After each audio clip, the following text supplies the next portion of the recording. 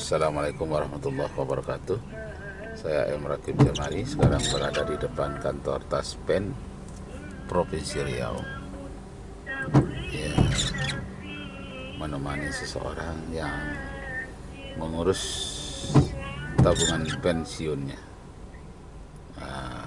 Mudah-mudahan berhasil di tengah-tengah garis merah COVID-19 yang masih belum turun-turun, bahkan cenderung naik di Provinsi Riau sekarang ini.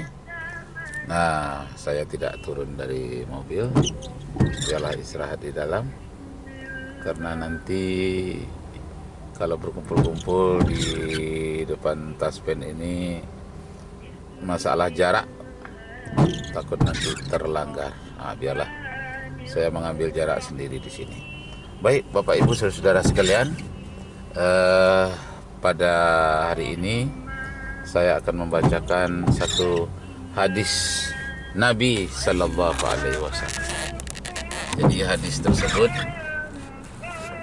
riwayat Bukhari dan Muslim menyatakan salasum munjiyat, ada 3 kunci keselamatan, kata Rasulullah Sallallahu Alaihi Wasallam. Kunci keselamatan, salasum munjiyat, ada 3 kunci keselamatan. Jadi kalau kita ingin selamat, 3 kunci ini harus kita pegang.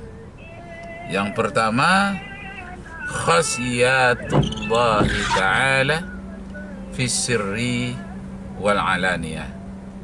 Artinya senantiasa takut kepada Allah dalam keadaan sepi dan dalam keadaan ramai. Jadi sirri itu artinya sepi. Jadi kalau orang nikah siri, itu nikah dalam keadaan sepi. Artinya dalam keluarga saja, tidak dipestakan. Itu asal kata sirri. Beda dengan siri dalam bahasa Bugis, itu artinya harga diri. Jadi kalau orang Bugis bisa bergurau, bisa bercanda dalam hal-hal yang tidak menyinggung siri. Siri itu artinya harga diri. Nah, tapi lain lagi. Kalau dalam hadis tadi ini, syirri, khasiyatullahi ta'ala fis sirri, artinya senantiasa takut kepada Allah dalam keadaan sepi. Sirri itu artinya juga bisa artinya rahasia. Sepi, dalam keadaan tersembunyi, kita takut kepada Allah. Wal alaniyah, dan dalam keadaan ramai. Alani itu dari kata i'lan, ya. I'lan itu iklan, artinya diperlihatkan secara nyata di depan orang ramai. Jadi kalau kata iklan itu dari bahasa Arab i'lan, diumumkan. Nah, jadi kalau nikah sirri, nikahnya tidak diumumkan. Kalau nikah yang diumumkan itu namanya nikah yang i'lan atau alaniyah, yang bersifat terang-terangan. Nah, jadi dalam hadis ini tadi mengatakan kamu harus takut kepada Allah dalam keadaan kamu tersembunyi sendiri atau dalam keadaan ramai terang-terangan. Senantiasa kita takut kepada Allah.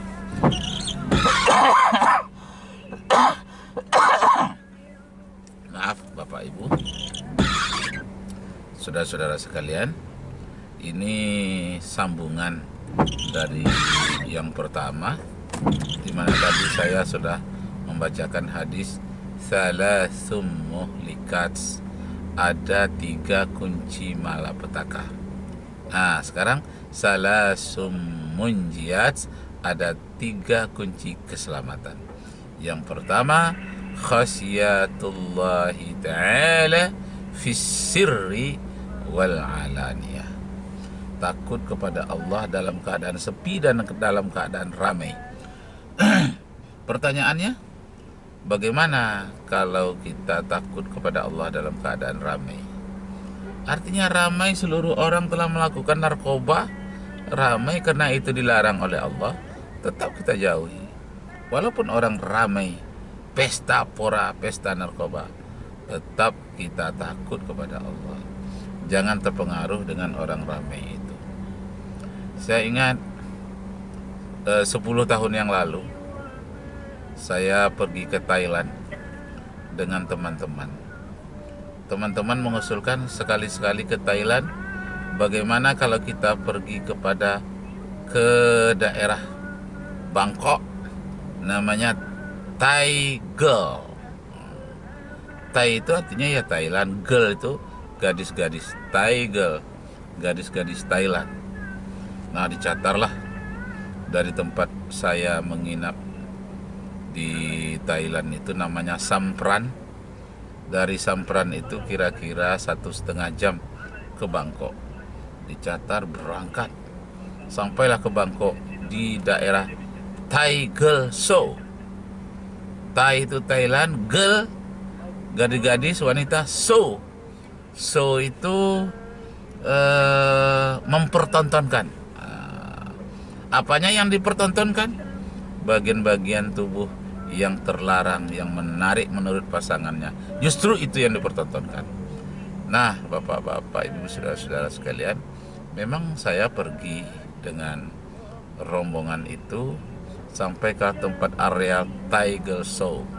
Tempatnya itu besar seperti seperti apa yang disebut pasar malam lah. Ramai sekali. Nah, seluruh orang ramai tadi, apa tuh?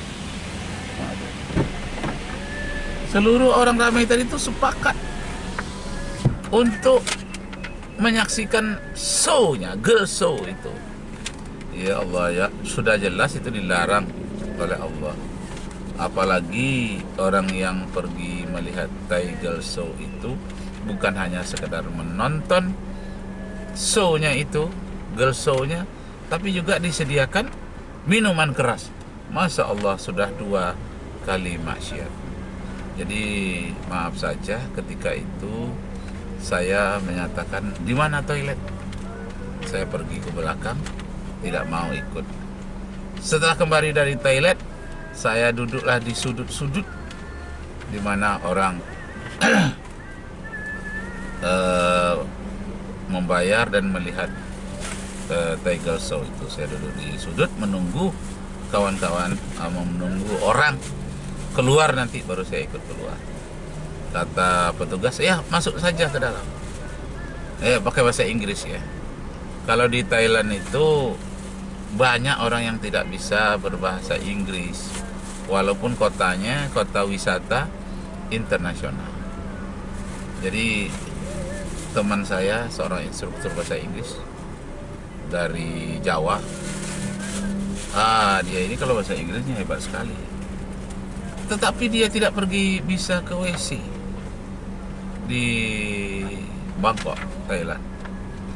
Lalu dia datang kepada saya, Mas, ya apa Mas? Itu WC di kantor ini mana ya? Saya sudah lihat kemana, nggak nampak. Sudah tuh saya tanyakan kepada satpam, where is the toilet? Mana toilet? Rupanya satpamnya itu tidak mengerti bahasa Inggris. Toilet pun dia tidak tahu. Atau restroom. Sekarang banyak itu tempat buang air besar, buang air kecil, toilet itu disebut dengan restroom. Rest itu ya istirahat, room itu kamar istirahat ya. Tapi itu toilet sebetulnya. Nah, ditanya restroom, satpam itu tidak tahu. Ditanya WC tidak tahu. Ditanya di mana toilet, where is the toilet, juga tidak tahu. Nah, jadi teman saya yang dari Jawa ini minta tolong kepada saya, Mas Rakib, tolong tanyakan kepada orang ini di mana toilet. Nah, jadi saya sebelum berangkat ke Thailand, 3 bulan sebelum berangkat, saya sudah belajar bahasa Thailand yang pokok-pokoknya saja.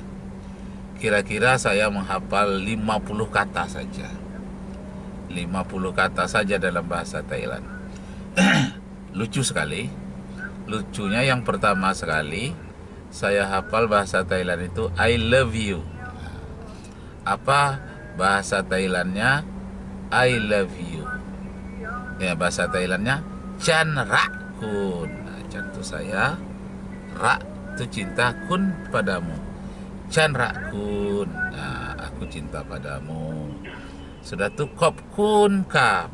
Kop Kun itu artinya terima kasih. Kepada laki-laki Kop Kun Ka. Terhadap perempuan Kop Kun Kap. Jadi domirnya kakap. Ingat saja kalau ke Thailand kakap. Domir ka itu ka untuk laki-laki, domir kaf itu untuk perempuan. Nah, itu yang pertama I love you Chan Rak Kun, yang kedua terima kasih Kop Kun Kap. Kemudian yang ketiga yang saya hafal ini tentang toilet tadi itu.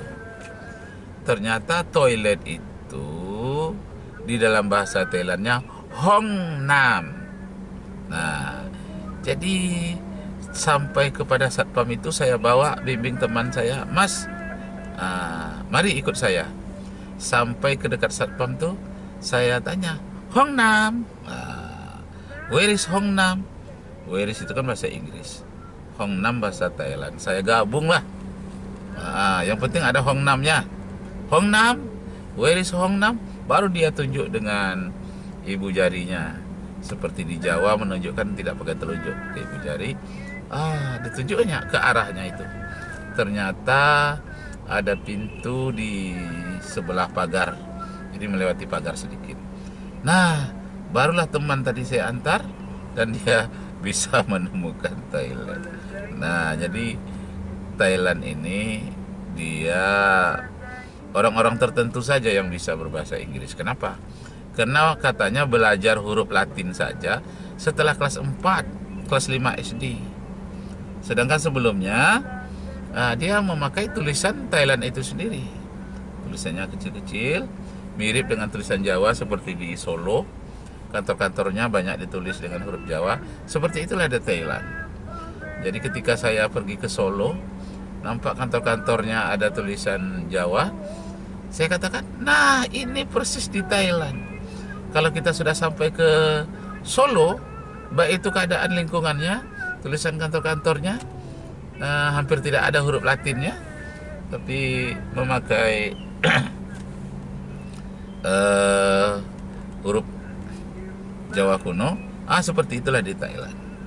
Nah, jadi Bapak Ibu Saudara sekalian, itulah tadi itu kisah di Thailand itu, di mana di Tiger Show itu orang ramai, fil alaniyah disebut di dalam hadis. Jadi saya duduk di bagian depan sudut, saya memandang juga ke dalam.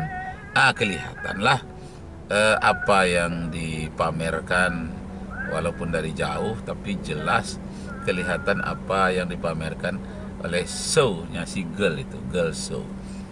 Nah, yang jelas itu adalah daerah-daerah yang membuka aurat, mempertontonkan aurat, ada sulap-sulap keterampilan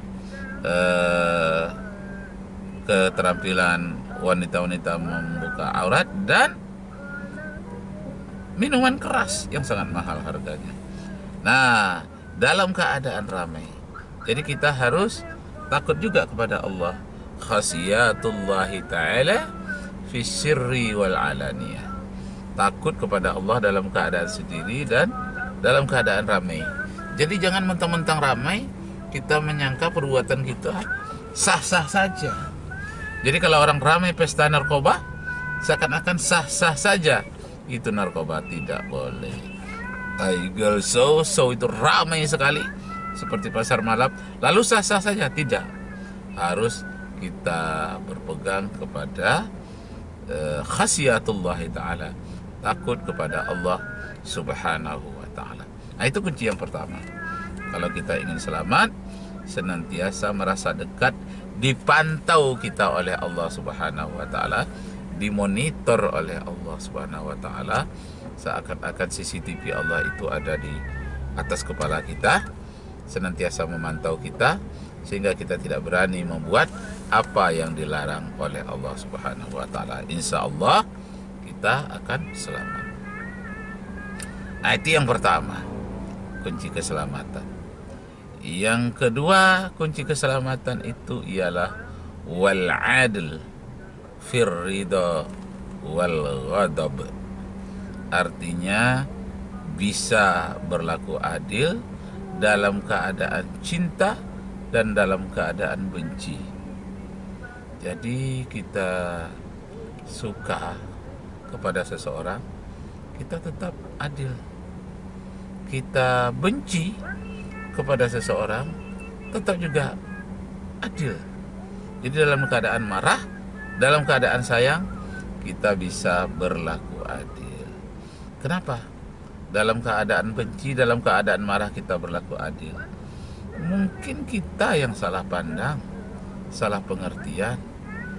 Ketika kita salah pengertian itu kita berbuat tidak adil. Nah, ini merugikan diri kita sendiri dan merugikan orang lain. Nah, jadi ini di kantor-kantor saya lihat banyak kejadian. Ini teman yang disukai, ini teman yang tidak, padahal sama-sama pegawai. Hasad, dengki, bully itu tidak menghargai. Nah, ini menimbulkan ketidakharmonisan di dalam satu ruangan, di kantor-kantor atau di pasar, sederetan sama-sama berjualan, atau di ruko berderetan sama-sama dengan ruko, bersaudara, bergandengan atau tetangga.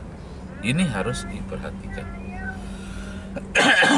Jadi adil itu kalau udara artinya tidak panas, tidak dingin, tuh mu'tadil.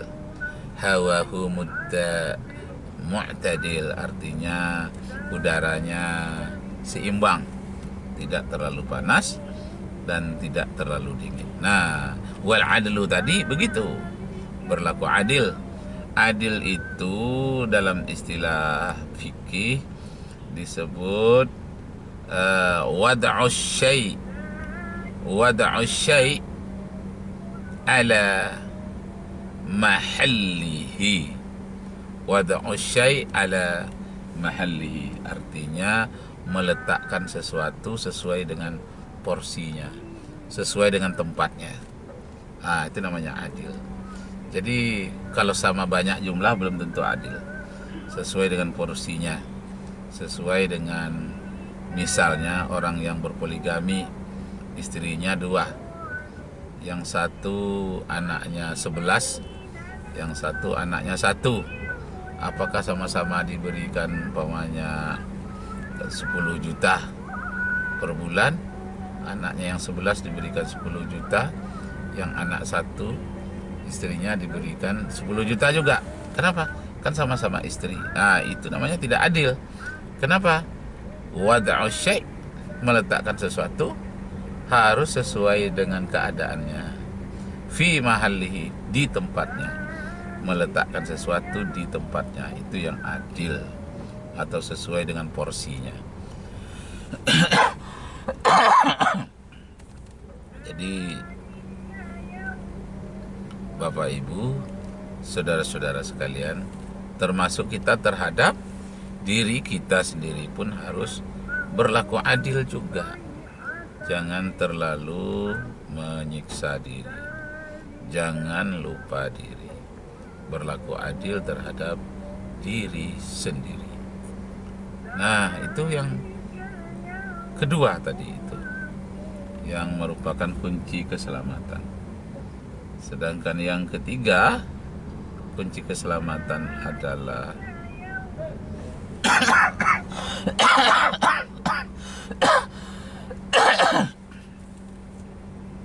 wal qasdu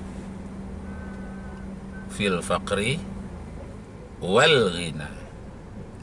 Artinya bisa berpenampilan sederhana. Al-qasdu ini dari itulah diambil kata iktisad, berhemat. Nah, kalau koperasi iktisadiyah, berhemat, berekonomi. Jadi al-qasdu itu artinya orang yang bisa berhemat. Fil faqri, dalam keadaan beruang, tapi bukan binatang beruang ya. Dalam keadaan beruang dan dalam keadaan tidak jadi beruang. Artinya dalam keadaan ada duit dan dalam keadaan kurang duit, bisa membuat seimbang.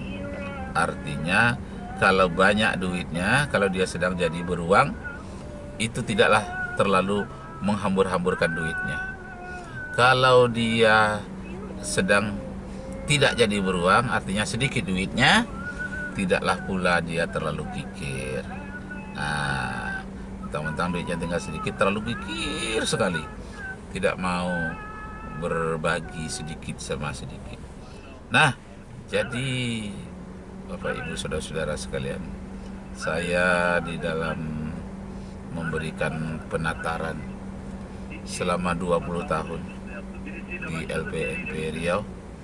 Jabatan saya itu namanya Widya Iswara. Selalu dalam ADM pendidikan, selalu saya selipkan sikap adil ini. 3 hal tadi, kunci keselamatan itu selalu saya selipkan dalam rangka iptek dan imtak. Jadi setiap mata pelajaran yang saya berikan itu ada sedikit mengandung imtaknya. ADM yang saya berikan, ujungnya ada imtaknya sedikit, ada renungan lah sedikit. Kemudian saya memberikan pendidikan karakter bangsa kepada kepala sekolah, pengurus, pengawas-pengawas pendidikan di Provinsi Riau. Nah, itu selalu saya selipkan tentang 3 hal yang akan menyelamatkan kita. Biasanya perenungan-perenungan terakhir, dan kadang-kadang saya tutup dengan doa. Itu tergantung dari keadaan. Kalau memang saya mendapatkan sisi jam terakhir, saya doanya agak panjang sedikit. Kalau hanya di pertengahan jam saya itu, ya saya doa sekedarnya saja untuk menyesuaikan dengan penutupan dari mata tatar yang saya berikan itu. Saya selalu memberikan mata penataran itu tentang karakter bangsa yang 18 karakter itu. Ya, kemudian ada 5 pokok karakter itu yang disingkat dengan NKRI. Nasionalisme, K itu kemandirian, R itu religiositas, itu integritas. Jadi NKRI itu integritas tambah dengan gotong royong. Itulah 5 pokok karakter bangsa yang ditanamkan di dalam dunia pendidikan. Dia ada 18, tapi karakter pokoknya ada 5. Nah, itu selalu saya selipkan religiositas.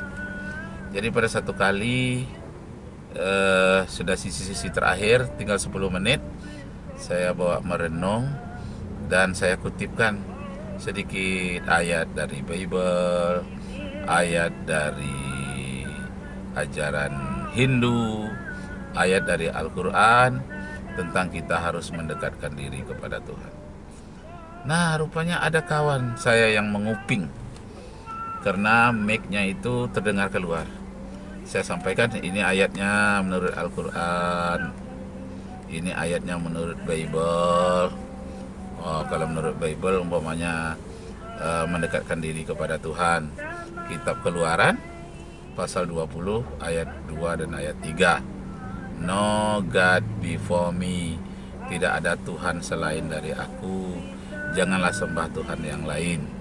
Nah, saya bacakan ayat Bible itu sepintas. Kalau Al-Quran, saya bacakan pula, ya ayyuhalladzina amanu taqullaha wal tanzur nafsum ma qaddamat lighadi wattaqullah. Hai orang-orang yang beriman, bertakwalah kepada Allah dan persiapkanlah diri untuk menghadapi hari esok. baik hari esok yang singkat di dunia maupun hari esok yang panjang di akhirat.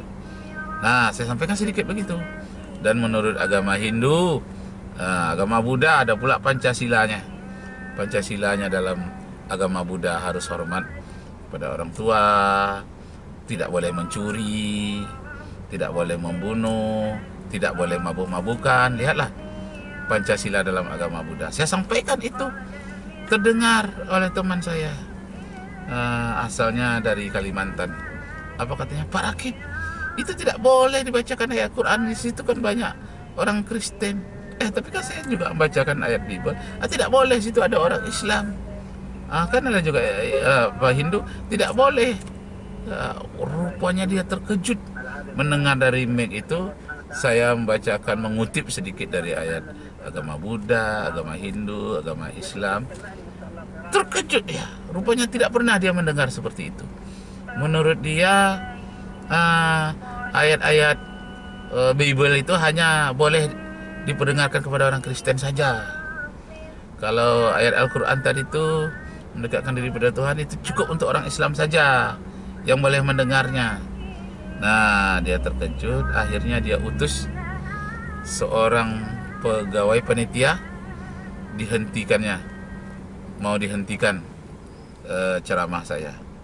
Katanya, Pak Rakib, cukup, jangan disampaikan begitu. Oh iya, tentang agama lain, ayat agama lain tidak boleh, karena bukan satu agama aja di sini. Oh iya, saya ngerti. Saya nyampaikan secara umum saja sebagai penutup. Nah, tinggal waktu 5 menit. Masuk lagi dia. Apa katanya? Pak Rakib, itu kata instruktur yang satu itu sudah tidak boleh disampaikan lagi. Waduh. Emosi juga saya, sampai 2 kali mau di stop. Akhirnya 5 menit kemudian selesai. Setelah selesai sampai dalam ruangan, saya katakan, kenapa Bapak tadi utus orang lain untuk menyetop ceramah saya? Saya dari umur 14 tahun, sekarang dah umur hampir 60 tahun, ceramah di mana-mana tidak pernah terjadi orang mau menyetop ceramah saya yang ada kaitannya dengan imtak, kaitan ADM dengan imtak. Barulah Anda ini, kata saya kepada teman yang dari Kalimantan ini, baru seperti itu. Dia termenung. Kayaknya, sepertinya mau membantah ucapan saya. Tetapi Pak Mitarma, ketika saya sedang berbicara, adalah seorang guru bersalaman dengan saya, dipeluknya saya di hadapan teman yang marah kepada saya tadi. Apa katanya? Sudah 20 tahun saya mengikuti pelatihan-pelatihan di lingkungan Kemendiknas ini. Baru inilah terasa dengan Pak Rakib ini, terasa sejuk dan terasa sangat mendasar sekali. Apa-apa yang selama ini tidak terjawab, lalu saya tanyakan, terjawab oleh Pak Rakib ini begitu jelasnya. Memang pada waktu itu dia tersentuh hal-hal yang berkaitan dengan ayat Al-Quran. Ada sedikit, katanya, adakah makhluk lain di ruang angkasa ini yang mirip dengan manusia? Saya katakan ada. Adakah bumi lain selain dari bumi kita ini menurut firman Tuhan? Ada, saya katakan. Di dalam surat Yasin ayat 81. Bala qadirina ala ayyakhluqa mislahum. Benar bahwa Allah berkuasa, Dia menciptakan langit dan bumi dan benda lain di tempat yang lain yang serupa dengan langit dan bumi. Ada manusia lain yang serupa dengan manusia kita, yang disebut dengan mislahum, seperti mereka. Nah, jadi Bapak Ibu yang terhormat, suka dukanya ini indah sekali di dalam menatar ceramah, khutbah, banyak sisi-sisinya yang indah. Nah, kembali kita simpulkan, kalau kita ingin selamat, yang pertama, takut kepada Allah dalam keadaan sepi dan ramai. Yang kedua, berlaku adil dalam keadaan senang dan dalam keadaan marah. Dalam keadaan marah sekalipun masih bisa berlaku adil. Yang ketiga adalah mampu menampilkan hidup sederhana dalam keadaan beruang dan dalam keadaan tidak beruang. Nah, demikianlah Bapak Ibu yang terhormat. Kita sambung lain kali pada episode yang lain. Wabillahi taufiq wal hidayah. Wassalamualaikum warahmatullahi wabarakatuh.